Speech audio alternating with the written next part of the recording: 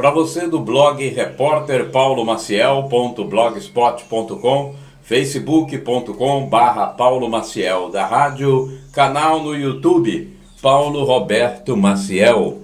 Nós hoje vamos dar explicações sobre as partes da missa, da celebração eucarística. É um informativo, um impresso da paróquia Sagrado Coração de Jesus, a Catedral de Colatina. A missa parte por parte. São orientações sobre a missa. Então, você que é católico vai conhecer mais um pouquinho para participar e celebrar melhor, né? Vamos lá então. A celebração eucarística ou a missa é organizada em duas grandes partes: a liturgia da palavra e a liturgia eucarística. A liturgia da palavra é precedida pelos ritos iniciais, que são a preparação para que melhor possamos ouvir e entender a palavra. Após a liturgia eucarística, nós participamos dos ritos finais. Com eles, nós concluímos a Eucaristia. Deu para entender então essa introdução? Pois é. Os ritos iniciais são a acolhida, o canto inicial, a saudação do presidente, o hino de louvor, o glória, e a oração da coleta. Vamos às explicações dos ritos iniciais. A acolhida. A celebração da missa, como também as outras celebrações, tem a celebração da palavra também. A celebração é preparada e realizada num clima de acolhida mútua, de amizade, simplicidade, alegria, espontaneidade. Favorece a comunhão e a participação dos fiéis na escuta da palavra e da oração. A atitude de amizade e de acolhida acentua a valorização da pessoa no mundo onde a técnica e o progresso nem sempre deixam espaço para a comunicação pessoal.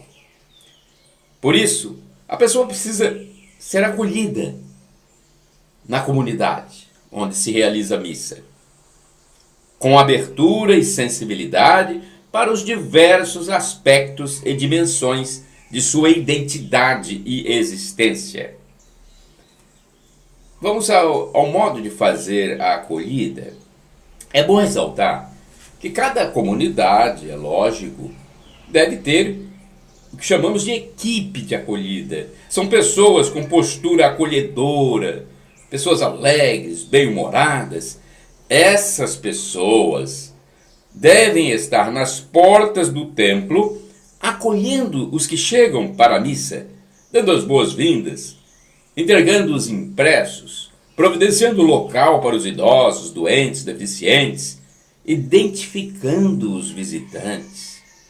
A acolhida revela a identidade da comunidade. Estes ritos iniciais criam um clima de encontro, de fraternidade.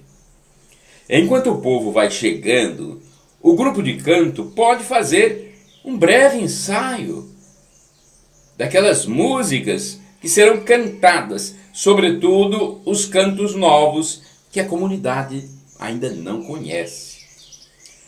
Tem a acolhida inicial. Antes do comentário inicial, o dirigente ou a pessoa que anotou as intenções lê as intenções do dia na seguinte ordem.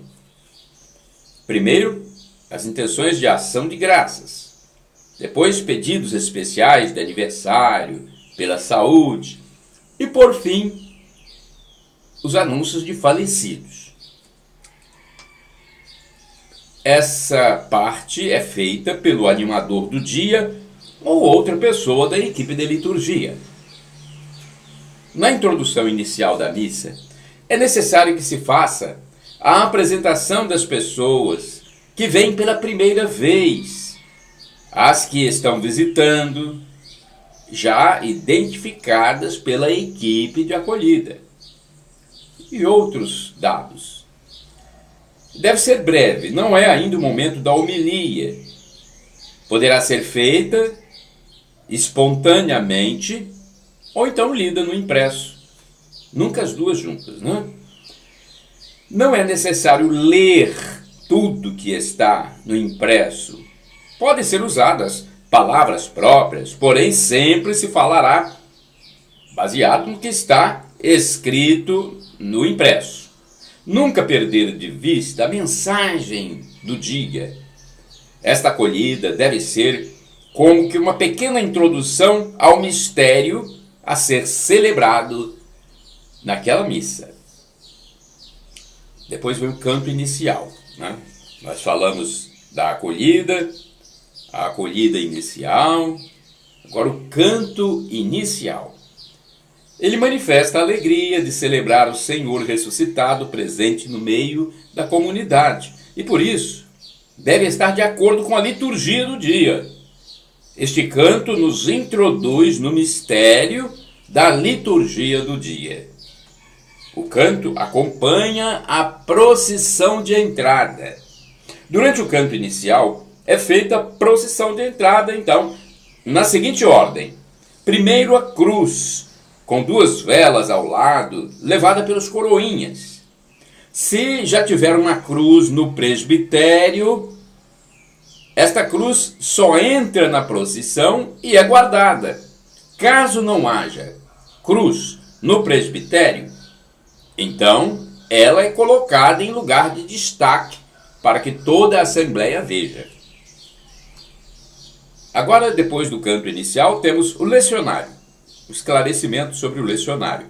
Quando não houver entrada do lecionário no momento da liturgia da palavra, este é levado por quem vai proclamar a primeira leitura. Então, se não houve a entrada, na hora da liturgia da palavra, quem vai proclamá-la leva, né? Leva o lecionário. Leitores e salmistas são 2 a 2 na entrada, né? Ministros são 2 a 2 também na entrada, na procissão de entrada.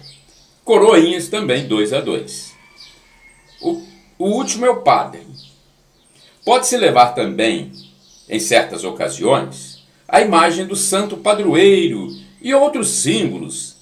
Estes sempre entram após o lecionário. Nos dias de semana, a procissão de entrada ela é facultativa.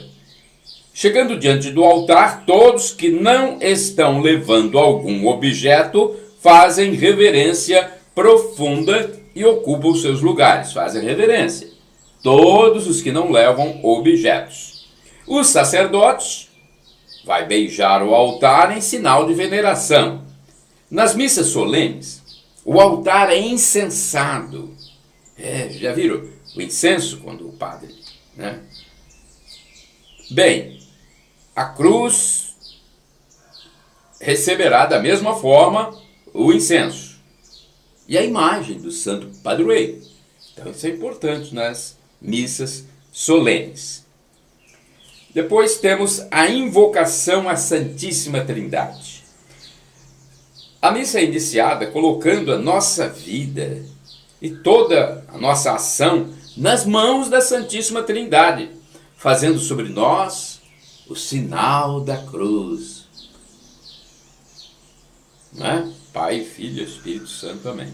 Este sinal lembra o nosso batismo, quando foi dito para cada um de nós: nós te recebemos com grande alegria na comunidade cristã.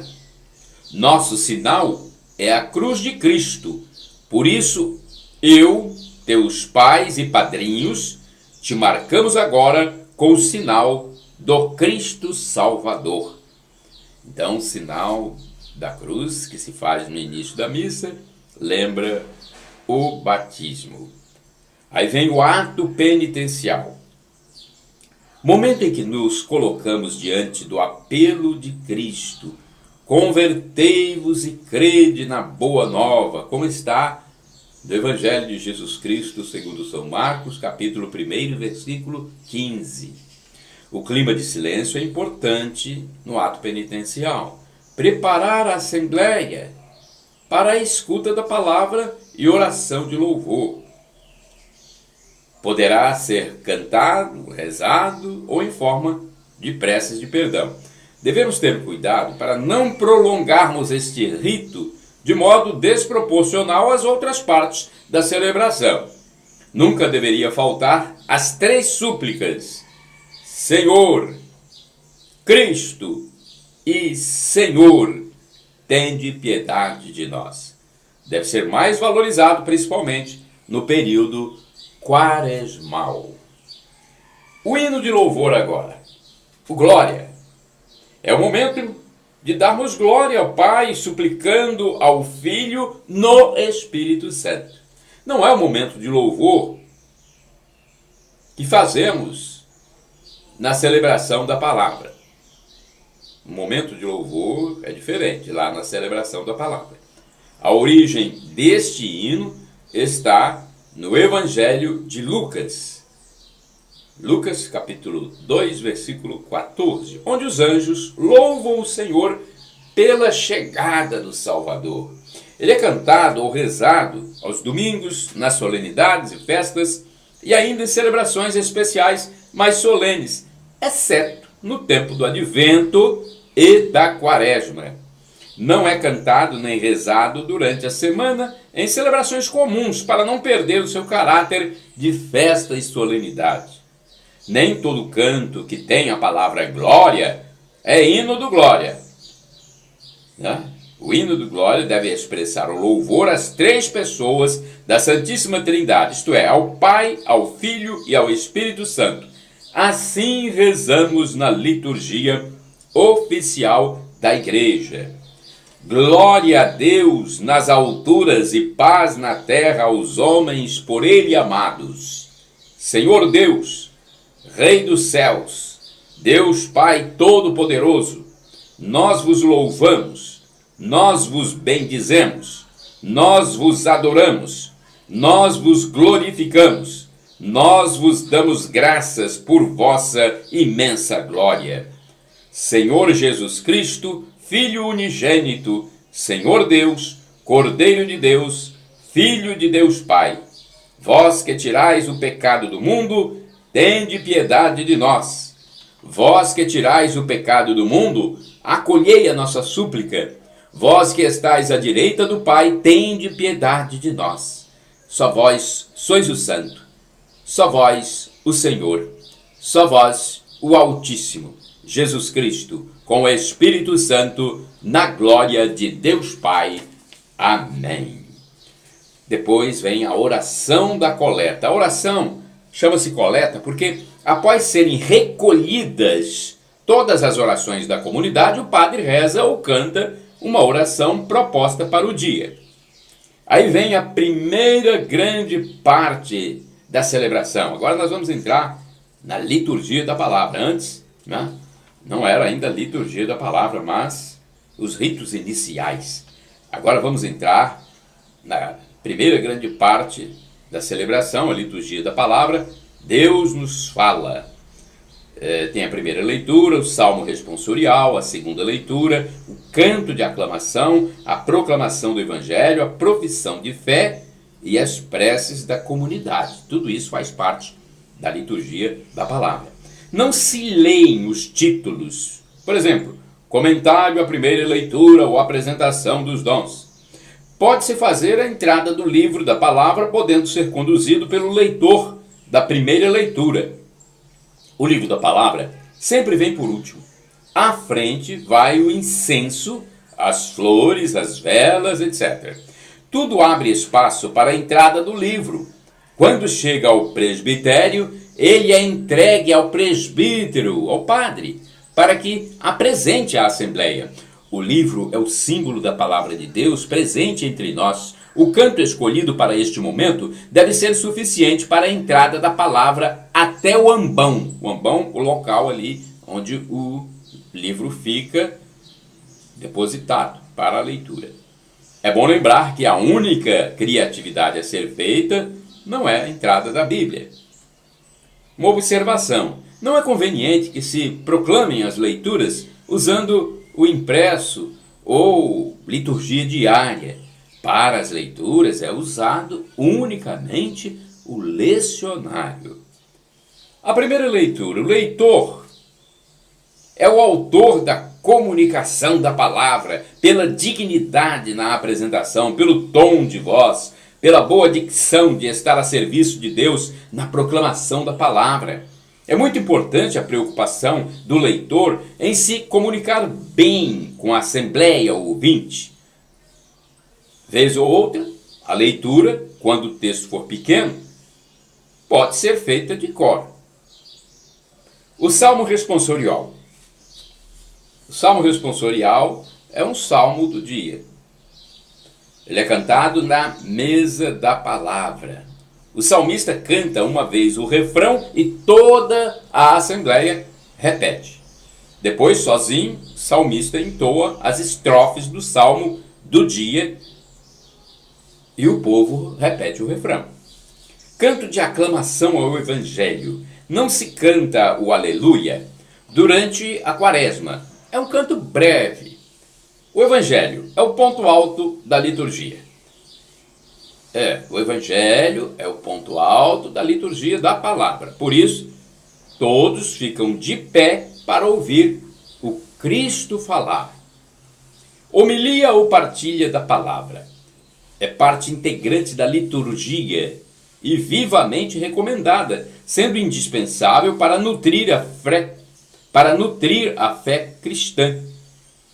Deve levar em conta tanto o mistério celebrado como as necessidades particulares dos ouvintes. Profissão de fé, cantada ou rezada aos domingos e solenidades. A profissão de fé é o resumo das verdades da fé que acreditamos. Existem 3 fórmulas do creio: o símbolo dos apóstolos, o símbolo niceno-constantinopolitano e a fórmula interrogatória, perguntas e respostas, como acontece na vigília pascal e na celebração do batismo. Oração da comunidade. A oração da comunidade. Ela encerra a liturgia da palavra. É a última parte da liturgia da palavra. É a palavra feita oração.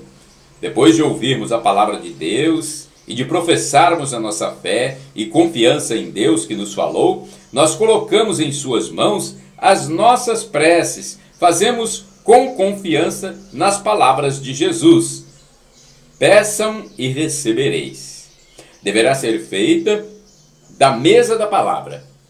Não deverá ser feita pelo animador. É bom envolver outras pessoas neste momento. Às vezes é bom até colocar um casal, 2 crianças, etc. Não é conveniente deixar para a assembleia fazer as preces. A equipe deve definir quem as apresenta em nome da comunidade. Em assembleias menores pode-se abrir para todo o povo também apresentar espontaneamente as suas preces. Quer dizer, cada um se manifesta. As preces devem manter a devida ligação com as leituras, com a vida concreta e com as realidades vividas pela comunidade. Deve-se rezar nas preces pela igreja, pelos pastores, pelas necessidades da comunidade local, da comunidade diocesana, da comunidade universal. Segunda grande parte é a procissão e preparação das oferendas e a oração eucarística. Então, a segunda grande parte, a procissão e preparação das oferendas e oração eucarística. Liturgia eucarística. O ofertório inicia com o canto das oferendas. Neste momento é levado até o altar o pão e o vinho para a missa. Após a entrada do pão e do vinho, faz-se a oferta material. Cada um vai lá e faz a sua oferta material. Durante a entrada do pão e do vinho, o povo permanece sentado. Nas missas solenes são incensadas as oferendas, o altar, o sacerdote e o povo. O canto das oferendas acompanha a procissão das oferendas e a preparação do altar. Na missa é conveniente que o canto das oferendas fale de pão e vinho. Oração eucarística. Terminado de preparar o altar e concluído o canto, o sacerdote diz: orai, irmãos e irmãs, para que nosso sacrifício seja aceito por Deus Pai Todo-Poderoso. Aí todos respondem: receba o Senhor por tuas mãos este sacrifício para a glória do seu nome, para o nosso bem e de toda a Santa Igreja. Dito isto, é rezada a oração sobre as oferendas. As orações eucarísticas variam de acordo com o tempo e o dia. Canto ou oração do santo conclui o prefácio. Assim, rezamos ou cantamos: Santo, Santo, Santo, Senhor Deus do Universo. O céu e a terra proclamam a vossa glória. Hosana nas alturas. Bendito que vem em nome do Senhor. Hosana nas alturas. Uma observação: o canto ou oração do santo é o momento de proclamarmos a santidade do Pai, pois toda oração na liturgia é dirigida ao Pai, exceto a oração da paz. Em seguida vem a oração eucarística com a narrativa da instituição da Eucaristia, repetindo palavras de Jesus na última ceia. No momento em que o sacerdote traça o sinal da cruz sobre o pão e o vinho, é conveniente que todos se ajoelhem em sinal de adoração, levantando-se somente quando o padre diz: eis o mistério da fé. Há 3 respostas: anunciamos, Senhor, a vossa morte e proclamamos a vossa ressurreição. Vinde, Senhor Jesus. Ou todas as vezes que comemos deste pão e bebemos deste cálice, anunciamos, Senhor, a vossa morte, enquanto esperamos a vossa vinda. Ou ainda: Salvador do mundo, salvai-nos, vós que nos libertastes pela cruz e ressurreição. Então, há 3 opções. Seguem-se as orações pela igreja, pelo Papa, pelo Bispo, demais ministros da igreja e pelos falecidos. Por Cristo, com Cristo, é rezado ou cantado só pelo sacerdote. O povo responde somente o amém, podendo estender a mão direita para o altar neste momento. Em seguida vem o Pai Nosso, o abraço da paz, Cordeiro de Deus, comunhão e a oração da comunhão. O rito da comunhão, o Pai Nosso, é rezado ou cantado respeitando-se a fórmula do mesmo. Após o Pai Nosso, o sacerdote continua. Nessa oração do Pai Nosso não se diz o amém no final do Pai Nosso, tá? Porque o sacerdote vai continuar dizendo: livrai-nos de todos os males, ó Pai, e dai-nos hoje a vossa paz. Ajudados pela vossa misericórdia, sejamos sempre livres do pecado e protegidos de todos os perigos, enquanto vivendo a esperança aguardamos a vinda do Cristo Salvador. Vosso é o reino, o poder e a glória para sempre. Todos respondem assim. Depois tem a oração da paz, que é rezada pelo sacerdote. Em seguida, o abraço da paz, que pode ser feito na acolhida, pode ser feito na entrada, na acolhida, logo no início. Após o perdão, antes da comunhão, ou mesmo no final da missa. Então, há uma mobilidade aí, uma flexibilidade do abraço da paz. Tem o Cordeiro de Deus.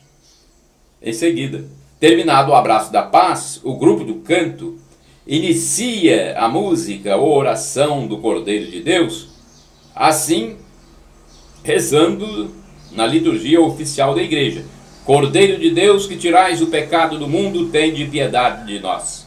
Cordeiro de Deus, que tirais o pecado do mundo, tende piedade de nós. Cordeiro de Deus, que tirais o pecado do mundo, dai-nos a paz. Próximo passo, a comunhão.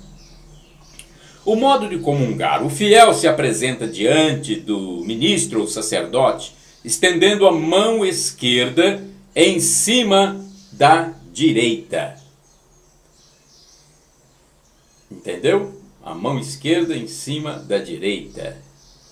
Eleva a comunhão até a boca, ou, se for receber a comunhão direto na boca, deverá se apresentar com as mãos postas ou para trás e colocar a língua levemente para fora. Ao receber o corpo de Cristo, o comungante deve dizer amém. Volta para seu banco e reza em silêncio, agradecendo ao Senhor o dom da Eucaristia. O fiel deve comungar diante do ministro ou sacerdote. Antes de distribuir a comunhão, o sacerdote diz: felizes os convidados para a ceia do Senhor, eis o Cordeiro de Deus que tira o pecado do mundo. E todos respondem: Senhor, eu não sou digno de que entreis em minha morada, mas dizei uma palavra e serei salvo. O canto da comunhão inicia-se assim que o sacerdote comungar e termina quando todos tiverem comungado. Após a comunhão, convém que se guarde um instante de silêncio para a oração pessoal. Após o momento de silêncio, se for conveniente, pode-se cantar um canto de louvor ou ação de graças. Após o canto da comunhão, tem os ritos finais. Primeiro, os avisos. Devem ser breves, anotados antes. E esses avisos devem ser dados por uma só pessoa. Pode-se cantar também uma música de parabéns para os aniversariantes, fazer as homenagens finais, se houver, tudo breve. A bênção final. O sacerdote abençoa o povo traçando sobre todos o sinal da cruz. O povo se inclina para receber a bênção em silêncio. O canto final, cantado após a bênção. Durante o canto final, faz-se a procissão de saída. Vamos a algumas observações. Tudo deve ser preparado com antecedência, pois a liturgia é uma festa. E festa não se improvisa, mas se planeja. Antes da celebração, faz-se necessário que o coordenador da liturgia do dia verifique se as coisas estão todas organizadas para que a celebração aconteça de forma tranquila, pois vamos celebrar, e devemos fazer isso com prazer. As pessoas envolvidas na celebração chegam no templo pelo menos 45 minutos antes, para evitar correrias desagradáveis na última hora e, após tudo organizado, tenha um tempo para rezar o que se vai celebrar. Após cada celebração, é de fundamental importância que a equipe avalie o que foi bom e o que pode ser melhorado para a próxima vez. A equipe deve ter o cuidado, após as celebrações, quanto aos impressos, recolhendo os que ficarem nos bancos para serem queimados, evitando inclusive que sejam levados para lugares pouco convenientes. O cuidado com as vestes é fundamental. A harmonia entre a equipe de celebração, grupos de cantos, tocadores, equipes de ornamentação do templo é de fundamental importância. A harmonia entre esses grupos. Ao celebrarmos, devemos transmitir alegria, porque fomos salvos em Cristo. Cada Eucaristia que celebramos, nós fazemos memória da paixão, da morte e da ressurreição do Senhor Jesus Cristo, até que Ele venha, até que Ele volte. Santo Agostinho disse: se queres saber o que cremos, vem ouvir o que cantamos. Cantar é rezar 2 vezes. Viu que bom? Você que ouviu e viu aí essas informações. Portanto, são orientações sobre a celebração eucarística popular missa. Esse informativo foi preparado pelo pároco e cura da catedral, Padre José Valdeci Romão. A Catedral de Colatina é uma igreja viva. É o lema. Catedral de Colatina, uma igreja viva. Fica na Praça Frei José, número 26, no centro de Colatina. Você pode também ir à sede diocesana, edifício São João Paulo II, primeiro andar, 27, código, telefônico, 27, 2102 5010. Vamos repetir o telefone? 0, operadora 27, aí depois vem o telefone local, 2102 5010. Tem um e-mail ainda da Catedral, secretaria@catedraldecolatina.org.br. O site é o www.catedraldecolatina.org.br. Informação para você. Hoje, quarta-feira, dia 5 de dezembro de 2018. Para você que acessa o blog repórterpaulomaciel.blogspot.com, facebook.com/Paulo Maciel da Rádio e o canal no YouTube, Paulo Roberto Maciel. Shalom, a paz de Cristo Jesus para você.